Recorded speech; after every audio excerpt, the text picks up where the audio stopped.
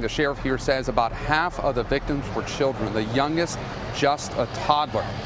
One family coping with unimaginable loss, 3 generations gunned down here at the church where they all worshiped. This morning in this small Texas town, prayers for the 26 who died, praying. The Holcomb family's grief especially heartbreaking. 8 family members, including a pregnant woman, wiped out in an instant. 3 generations spanning 60 years. I knew right away that Carla and Brian were killed. I knew that, and I called her, and her phone rang and rang and rang. I knew then.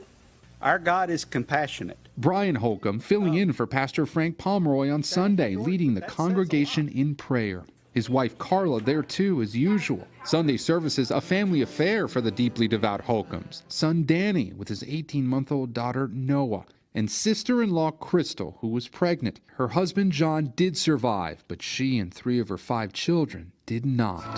Just the worst feeling knowing those individuals and knowing his children and his wife. They're all gone. And they were not the only family torn apart. Joanne Ward and her children, Brooke and Emily, also gone. Their brother, 5-year-old Rylan, shot 5 times, now fighting for his life. And daughter Rihanna, she hid under a pew, a bullet shattering her glasses, but miraculously sparing her. We've had a long night with our children and grandbabies that we have left. Pastor Frank Pomeroy and his wife Sherry were out of town when the horror happened, but they were not spared either, losing their 14-year-old daughter Annabelle. This tight-knit community now left with so many questions. What do you tell the other grieving families? I'm still working on that. But some answers, too. You don't run into people like the Holcombs every day. How does a community replace a family like that? They don't. The only thing a community can do is use their example that they set. Be good neighbors to each other, give, and love each other. 20 people were wounded. The most serious rushed to a hospital in San Antonio. Overnight, 2 of the survivors were discharged.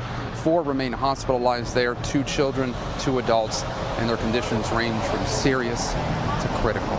Men's event. All right, Gabe Gutierrez on that part of the story. Gabe, thank you very much. Hello, Today fans. Thanks for checking out our YouTube channel. Subscribe by clicking that button down there and click on any of the videos over here to watch the latest interviews, show highlights, and digital exclusives.